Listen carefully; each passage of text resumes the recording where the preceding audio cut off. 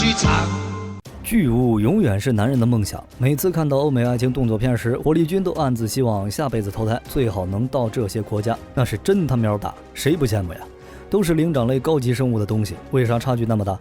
火力军说的是火炮，你们可别想歪了。炮管越长，战力越强，这句话可不是说说而已。火炮家族组团放水的时候，迫击炮看着旁边榴弹炮清一色7-8米的炮管长度，然后再看看自己不到2米的炮管，流下了屈辱的眼泪，只能默默来到角落里独自伤感。这个时候，美国拿着自己9米长的炮管走了进来，照着8米长的榴弹炮投去了鄙视的眼神。德国则是在一旁淡定展示自己9.3米的长度，表示不要逼逼，完美展示了什么叫火炮界的恶势力。简单粗暴，谁短谁是弟弟。问题来了，既然长的是大哥，那火炮的炮管是不是越长越好？视频开始前，我们先聊一个问题：武器最重要的战术优势是什么？精准、射速还是威力？都不是，而是看谁射得更远。就拿火炮来讲，我能打到你，你却打不到我，就是最大的优势。在双方火炮都没有帮手，公平 solo 真男人1v1的情况下，用脚趾头想都知道，射程长的稳赢，不会有例外。而火炮想要增加射程，最简单的方式就是加长火炮的炮管，提高炮弹出速，射程自然就增加了。于是为了追求射程，有了炮管长36米，射程高达131公里的巴黎大炮。为了追求威力，有了炮管长32.5米，口径达到800毫米的古斯塔夫巨炮。所以想要知道一个火炮强不强，看炮管就行了。如果一个火炮的炮管非常长，威力可能无法确定有多大，但射程肯定很远。而且从当前自行火炮的发展趋势来看，确实是炮管越长，火炮越强。火炮中的大哥155毫米的榴弹炮，在二战之后就经历了3次进化，39倍、45倍和52倍镜。从数字就看得出来，这个时期的发展风向就是炮管越来越长，射程越来越远。80年代之前，155毫米榴弹炮的炮管倍镜一般都是39倍，最大射程24公里左右，使用火箭增程弹，射程也就30公里。比较典型的装备就是 FH70 型155毫米榴弹炮。这个时期火炮战斗那就是看运气，运气好，一发炮弹就能摧毁对面的通信车，顺带炸死了对面的最高指挥官，一炮定胜负。运气不好，火炮就成了人体瞄边大师，不仅暴露了自己的位置，也没能打击对面的火力设施，那就没救了，等死吧。80年代之后，很多国家觉得这点距离已经不够用了，自损800，伤敌1000，战损比完全不行。于是有了不差钱的国家开始改进火炮设计，提高发射药和弹头性能，增大装药容量，把自家的155毫米39倍镜改成了42倍镜。火炮射程提升到了40公里，开始玩射程碾压。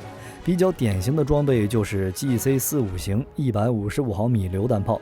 倍镜这东西肯定是你改我也改，要不然只能挨揍，所以42倍镜就成为了主流。90年代之后，各国总结了海湾战争的经验，开始发展52倍口径155毫米火炮，最大射程来到了50公里。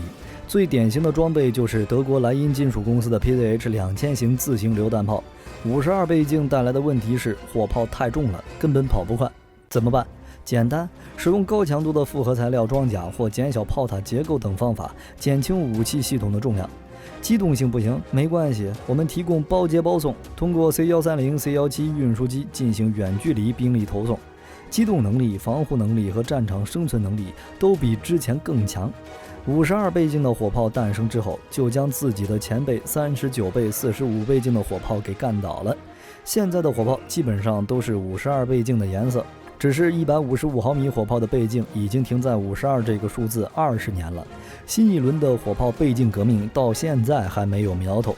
不过不是不重视火炮增程，现代战争对射程的要求比之前更高。只是增加炮管长度虽然增加射程，但是后续所带来的麻烦实在太大，比如重量、炮管的寿命与工艺等等，都是需要解决的问题。于是各国就换了方向，将目光放在了炮弹身上。各种新型的增程炮弹层出不穷，火炮的射程也比之前更远。比如 PZH2000 型自行榴弹炮在使用增程弹或者制导炮弹，最大射程已经可以达到70公里。这里需要注意的是，155毫米榴弹炮确实牛，也干倒了39倍镜和45倍镜的火炮，但小倍镜的火炮并不是被淘汰了。比如北约的小伙伴基本上都是52倍镜的155毫米榴弹炮，但是美军一直都是坚持39倍口径不动摇。美军自上个世纪60年代装备的 M109 型155毫米自行榴弹炮，发展到现役的最新型号 M109A7， 炮管都是39倍镜的。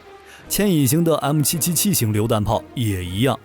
不过美国表面上一副增加炮管长度也行的样子，但背地里却是不走寻常路。在上个世纪60年代的时候，美国就已经是北约4国弹道协议发起国之一。上个世纪70年代，美国又参与了新的4国弹道协议的研究，商量52、53、54、55、58倍镜到底选哪一个。最终结果其实也就是英国提出的52倍镜方案，但美国自己并没有采用，而偷偷研究起56倍镜155毫米的十字军战士自行榴弹炮，目的也很简单，想要碾压苏联。只是苏联一声不吭的解体了，冷战彻底结束，美国最大的对手砰的一声没了。而且十字军战士的整体技术难度太大，加上花钱太多，在2002年的时候就被美国砍掉了。当然，美国砍掉十字军战士主要还是自己有那个实力，他不需要依靠地面战争取得优势。比如美国的反恐战争，对手的实力与美国差的太多了。美军有强大的空中火力支援，打仗跟爸爸打儿子一样，将恐怖分子摁在地上来回摩擦。39倍镜155毫米榴弹炮就已经完全够用。总的来说，炮管越长，射程越远，这个结论是没错的。炮管长就意味着膛压高，而炮弹能飞多远就是膛压决定的。发射药点燃后迅速燃烧，在炮膛内形成一团高温高压的气体，推着炮弹往前飞。炮管越长，炮弹加速的时间就越长，射程也就越远。同样的北约标准炮弹，德国 PZH-2000 打出来的就比美国 M109 远，这是因为 M109 炮管短。PZH-2000 的炮弹还在长炮管里憋气的时候， M109 的炮弹已经憋不住，先飞出去了。但是对于火炮而言，炮管并不是越长越好，这主要跟自己的实力挂钩。像美国这样实力爆表又不缺钱的，火炮口径长度根本不重要，直接空中轮番轰炸，炮兵的火力只是补充。等火力覆盖轰炸完之后，坦克直接横冲直撞，占领对面的战地，一场战事就这么简单的结束了。如果实力一般，那么炮兵的火力就很重要了，毕竟空中没有优势，就只能依靠地面的火力优势打击敌方的有生力量，掩护坦克突击。另一点就是火力军之前提过的问题，炮管太长会给火炮本身带来很多问题。最直观的就是火炮的重量和体积会直线上升，毕竟炮管越长，炮口的动能就越大，火炮的后坐力也越大。在现代火炮中，除了无后坐力炮，其他各类型的火炮都必须带有反后坐力装置，这就造成了炮管越长，反后坐力装置的重量也就越大，对机动性、射速都会有影响。一味的追求长炮管，火炮就会彻底的变成铁疙瘩，运输机都不带动，更别说在战场上飙车了。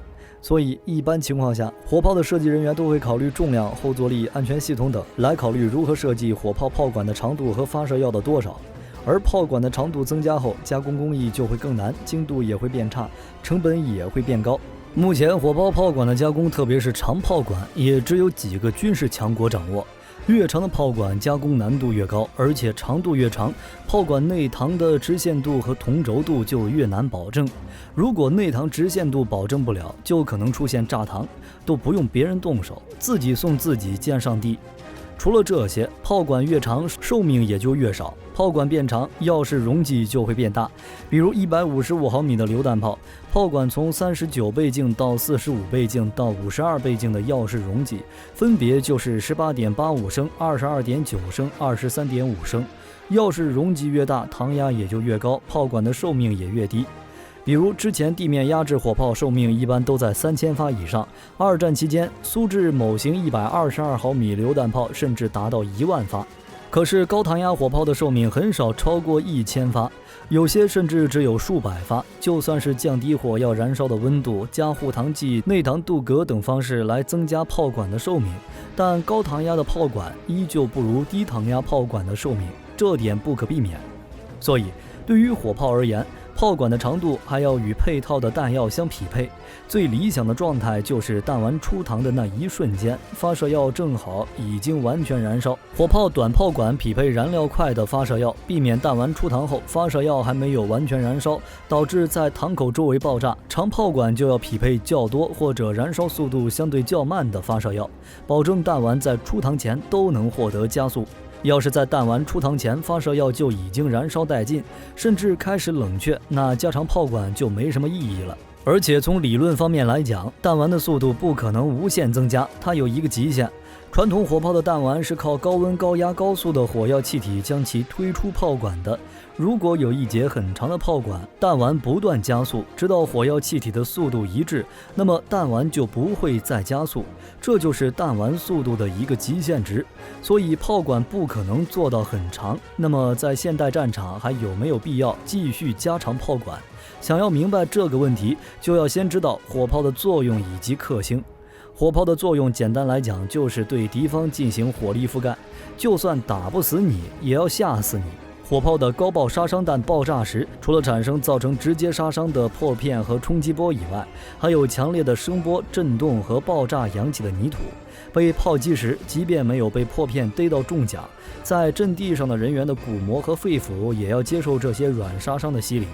眼睛被烟尘和石沙迷住，神经处于疲劳紧张状态，心理上还要承担随时被炮弹直击头顶的恐惧。虽然这些损伤并不致命，但在短时间内削弱敌方人员的作战效率以及战斗意志。在物理打击和心理压力的双重威胁下，被炮击的人员被压制在掩蔽物和车辆战斗室内，无法有效地向外观察和射击，也没办法离开掩体进行机动。而指挥和通信效率更是炮火打击下的第一个牺牲品。有线通信的线缆和无线通信的天线首先容易经受炮火破坏，而剧烈的炮声更是影响语音通信的质量。被压制的指战员的指挥能力和执行力也在炮火面前大打折扣。于是在火力准备后立即发起攻击，或是在拦阻射击后马上发动反冲锋，都是最基本的火炮协同的战术。在与被炮火压制过的敌人近距离作战时，我方有非常显著的优势，所以即使没有造成直观的巨大伤亡，压制火炮依然能牵制敌人的机动，压制敌人的观察和火力，遮断敌人的退路和增援，扰乱敌人的通讯和指挥，这些都能有效打断敌人的计划和部署。而火炮的克星其实就是射程更远的火炮和雷达。二战后，雷达取代了传统的光测和声测装置，成为炮位侦察的大哥。炮位侦察雷达可以通过捕捉飞行中的来袭炮弹，并测定其在弹道上的2点位置，就可以反向推算出发射炮弹的火炮位置。在冷战时期，华约国家的火炮数量堪称恐怖，全部一轮齐射造成的损伤，估计能和小型核弹拼一拼。以美国为首的北约国家使用相控阵电子扫描技术与计算机信号处理技术，发展了一批先进的炮位侦察雷达。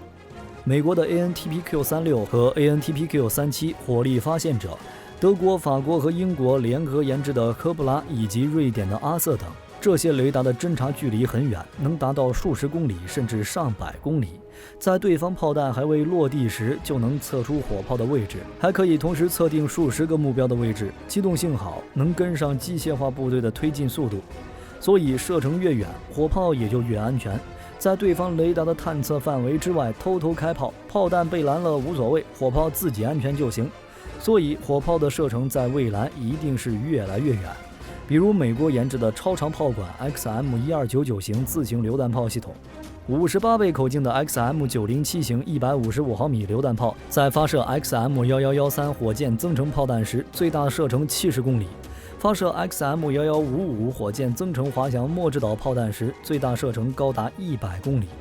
德国莱茵金属公司也开始研制60倍镜的155毫米榴弹炮，最大射程83公里。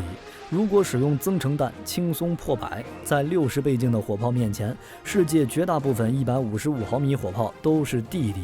而且从国际军贸市场对155毫米榴弹炮的需求来看，52倍镜现在虽然是大哥，但是火炮最重要的要素就是射程。如果出现一种射程更远的60倍镜的火炮，你用还是不用？不用就低人一头。不过就跟火力军上面说的一样，火炮增大口径倍数的同时，火炮的吨位会变大，炮管寿命降低，后座距离增大等多种问题，这也是现在60倍镜155毫米榴弹炮必须要解决的问题。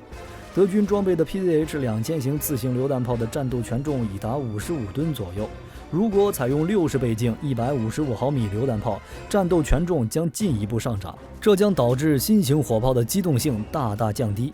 莱茵金属给的设计是将火炮装在轮式底盘上，而不是装甲底盘，看上去没啥问题。现代轮式战斗车辆具有行驶速度快、公路机动性好、结构重量轻、成本较低、维护保养方便等优点，普遍装备到世界各国的轻型机械化部队和快速反应部队。注意一点，轮式自行火炮一般装备的都是小口径 ，PZH-2000自行榴弹炮都已经是55吨了，60倍镜火炮的只会更重。轮式底盘能不能撑起来还是两说。意大利的155毫米轮式自行火炮豪猪其实还是39倍镜的，最大射程只有30公里，战斗权重也就25吨。莱茵金属公司的打算，火力军也只能说有点难。加长炮管会带来不利，那未来的火炮会如何发展？会不会被替代？比如火箭炮。世界火炮未来发展的大趋势之一就是多功能、多用途化。简单来说，就是一炮多用，可以担负反坦克、打击工事等直瞄射击任务，也可以实现箭瞄射击，利用大仰角射击的方式打击反斜面目标，甚至用于防空反导作战。当前陆军的炮兵部队通常其装备的炮管火炮类型包括以箭瞄射击为主的大口径压制火炮，以直瞄射击为主的突击炮或反坦克炮、迫击炮、高炮等。不仅类型多、型号杂，而且口径还不一样，所发射的弹药也多种多样，所以炮兵作战部队规模编制较大，后勤的任务量就比较重。所以二战结束到现在，双用途化、多用途化成为新一代火炮发展的趋势。比如加农炮和榴弹炮结合成为加榴炮，具备了箭瞄和直瞄射击的能力。其次就是老生常谈的话题，自动火炮无人化，坦克、装甲都无人了，自行火炮自然也不能落后。火炮会不会被火箭炮替代这个问题，火力军认为暂时还不会，毕竟两者应用范围不一样的。自行火炮反应时间迅速，火力精确度更高，可以在100公里范围内进行快速火力支援，而自行火箭炮火力反应时间较慢，主要还是进行面杀伤。远程火箭炮执行战区级火力压制，短程火箭炮更多是加强给轻步兵单位进行火力袭扰以及城市巷战。简单来说，一个是面压制，一个是点杀伤，根据不同作战需要采用相应炮种。还有就是火箭弹比较贵，而且重。另一点就是精确打击，实际上在正常作战中作用被高估了，因为战场压根儿就不是透明的，无论是谁都不会告诉敌人自己的部署，除非有2-5仔当卧底。一般情况下，前方步兵需要后方火力支援，但是无法获知对方的位置，这个时候就要靠火力堆出来，压制对方无法抬头，并且削弱对方实力。这种一战就有的老套路，在未来相当长时间还是适用。想替代榴弹炮，只能说想的有点多。好了，今天的视频到这儿就结束了。各位朋友觉得火炮炮管倍镜的极限是多少？欢迎在视频下方留言评论。如果有片面或者不对的地方，欢迎在下方指正。下期见。